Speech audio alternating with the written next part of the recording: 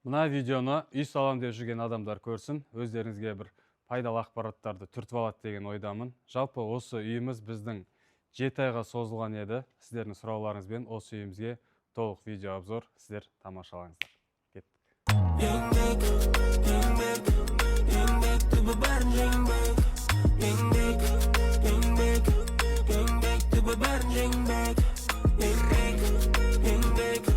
Біздің бұл үйіміз 5 сотық жерде орналасқан. Үйіміздің проектісі бізде Г-образный. Көше жағы 18, мына үйге қарай 18,5 метр. Проект жақсы болғандықтан біздің есігіміздің ауласы кең болып түскен. Және де мынау навеспен кіреберіс есік бір шатырдың астында, осы нәрсе ұнайды маған. Және көше жақтан навес үймен бірге болғандықтан өте әдемі көрініс болады. Сондықтан да үй салар кезде проектіге аса мән беріңіздер. Және проектіңіз күшті болғанның өзінде оны жерлеріңізге жақсылап посадка жасаңыздар. Әрбір сантиметр, метрін дұрыс қолданыңыздар.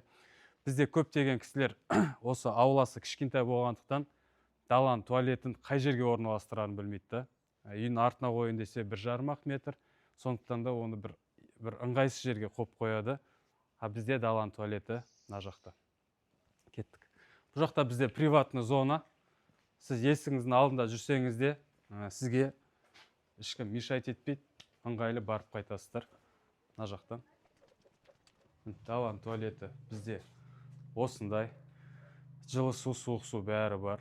Заманауи, отопление бар. Бұндай туалеттің бір жақсы жері балаңыз түсіп кетеді деп қорықпайсыз. Және де уже дамыған заман ғой. Осындай туалетке біз көшуіміз керек деп ойлаймын. Далада бір туалет болған, ол өте ыңғайлы. Мынау бізде көшеден кіретін калитка. Тура осы бұрышта бізде даланың светтерінің бәрі осы жерде орналасқан. Және розеткаға точка қалдырылған. Ол машинаны пылесостайтын болсаңыз да далада бір розетка болған жақсы. Және осыны нәрсенің бәрі үйдің кіреберісінде қайталанады. Сіз көшеге шығып баратсаңыз да, кіріп баратсаңыз да өшіріп жағып жүре бересіздер. Және үйге кеттік. Үйді көрейік. Қош келдіңіздер. Мархабат.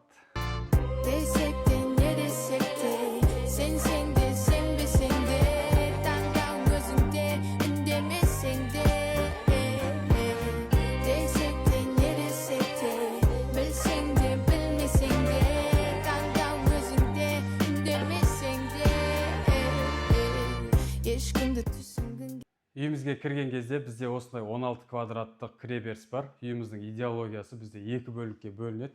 Оң жағымызда зал, кухня, күнделікті зона, ал сол жағымызда бізде спальный бөлмелер. Және мына жаққа кірген кезде бізде гостевой санузел бар. Өте әдемі осы жер. Бұл жерде бізде тек унитазбен қол жуатын жер. Бұл жердің ерекшелігі, мына светті қосу арқылы сіздер айнамен мына парящийді қосасыздар, ал основной свет керек болса ішінен қосасыздар. Бұл түн ішінде өте ыңғайлы, өздеріңізге қолданып кетіңіздер. Бұл жерде бізде инсталляция, грой, артық ештеңе жоқ, дизайны әдемі болды. Және мына жақта бізде кір жуатын бөлме. Бұл жерде бізде стиральный машинаға орын қалдырылған, және де киім үтіктегенге точка тасталып кеткен. Жай күндері бізде мына жақта бұл гардероб ретінде қолданылатын болады. Бізде мына жақта зал, холл бірге 34 квадраттық. Мен ойымша бір семьяға осы квадратура толыққанды жетеді. Сіздер отдельно зал, отдельно холл жасағанның орнына пайдалы бөлмелерді көбейткендеріңіз жақсы болады. Яғни кладовка, прачка, гардероб деген сияқты. Бұл жердің дизайны өте әдемі шықты. Бізде потолоктың биіктігі 3,10, стена краска G484 деген, Deluxe Pindo 7 дегенмен плинтусында бірге бояп кеттік. Мына молдингтар жайында менде отдельно видео бар, қалай орналастырған дұрыс болады деген сияқты. Потолок бізде натяжной, бұның дизайнда өте әдемі шықты. Бұл жерге вентиляцияларын, приток бәрін қойып қойдық. Үйде ауа алмасу процесі жақсы болсын деген оймен. Үйде көгеру болмайды. Ал мына TV зона жайында менде отдельно видео бар. Бұның цветін мынау есіктің цветіне колеровка жасап, әдемілеп жасап қойдық. Бұл простой решение. Ал мынау ламинат жайында цветін ұмытып қалдым, бірақ Кастамоно деген компаниядан. Мына жақта бізде кухня. Кеттік. Бізде барлық есіктерде осындай добор орнатылған. Ол өте ыңғайлы. Өздеріңізге осыны пайдаланып кетіңіздер. Бізде кухня 24 квадраттық. Бұл кең, ыңғайлы. Мына жерде 10 адамға беймарал тамақ ішуге болады. Ана жерде телевизорға орын қалдырып кеттік, видео наблюдениеға орын қалдырдық. Мына жағымызда бізде аула қарасаңыздар, кухня өте әдемі орналасқан, өйткені мына жақта бала шағаның бәрін көріп отырасыздар.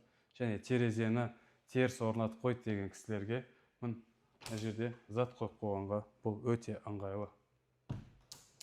Ал мына бізде кухонный гарнитур, бұл жерде артық ештеңе жоқ, бірақ та бұл жерде холодильник жоқ. Бұл холодильникті біз отдельно қойдық, эстетикалық дейтін жоғалтпас үшін. Бұл бір қарағанда бір неудобный нәрсе сияқты, бірақ үйреніп кетесіздер. Мына жақта біз холодильник пен морозильникке орын қалдырып кеткенбіз, осы жерде тұрады. Мынау үйдің кладовкасы, кухняның бір шетінен топка. Бұл деген өте ыңғайлы. Ертең қыс уақытында далаға шығып жүрмейсің, давление тексеріп, бәрі осы жерде. Және үйдің автоматы да осы жерде. Мына Wi-Fi-ді да осы жерде орнаттық. Мына жаққа монтоварка, банка қойып кетсеңіздер күшті. Әр кухняда осындай нәрсе болу керек деп ойлаймын. Ары қарай спальня зонаға барайық. Үйіміздің мына бөлігінде бізде жатын бөлмелер, арғы жағында зал холл болса, үйді осылай екі бөлікке бөлінген дұрыс деп ойлаймын. Өйткені сіз телевизор көріп отырсаңыз, бала шағаңыз тыныш ұйықтай береді, немесе наоборот, бала шағаңыз шулап жүрсе, сіз тыныш ұйықтай бересіз, бір-біріңізге кедергі етпейсіздер. Мына жаққа кеттік. Бізде бұл жерде 3 спальня бар, біреуі мастер спальня, және де 2 санузел бар. Мына коридордың светін мына жерден өшіріп, ар жақтан да қосып өшіре бересіз. Бұл тоже ыңғайлы нәрсе. Мына жақта бізде бірінші спальня, бұл родительский спальня сияқты, прикроватный тумбалар бар, светильниктер бар. Мына жерге кроватын қойып, шифонерін қояды. Ал мына жақта бізде мастер спальня. Бұл бөлмелердің бәрі ертең мебель қойып, штор қойған кезде вообще әдемі болады деп ойлаймын. Бұл жерде де свет проходной, мына жерден өшіріп, мына жақтан қоса бересіздер. Бұл өте ыңғайлы, барып өшіріп кел деп жүрмейсіздер ғой. Мына жақта бізде гардеробы бар, бұл спальняның. Және осы спальняда біз 3 бөлменің коллекторын, теплый полын жауып кеттік. Мына бұрышқа әдейі қойдық. Мына жерде бізде шкаф болған кезде бұл центрында қалады, дорожка сияқты. Мына жақта өзінің санузелі бар. Міне бұның светі ерекше. Мынаны қоссаң, осында атмосферный болып свет жанады. Основной свет керек болса, ішінен жағасын. Бұл түн ішінде бағана айтып өткенде ыңғайлы. Және бұл жерде бізде ванна, бала шағасы бар үйлерде ванна болған жақсы. Душ та бар, бұл үйде. Мына жақтан көрсетіп өтейін. 2 бөлмеге өзінің душы бар. Мына жерде қарасаңыздар. Бұл жерде өзіңіздің гигиенический заттарыңыз бағанағы гостевой санузелда болмайды. Зубный щетка деген нәрселерді сіздің қонақтарыңыз көрмейді дегенде ғой. Мына жерде бізде бір универсальный спальня. Артық ештеңе жасамадық.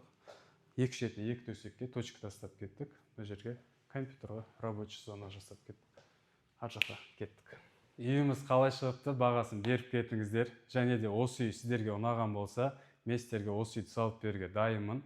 2026 жылы Алматы қаласы бойынша осы заказдарды сіздерден алуға дайынмын.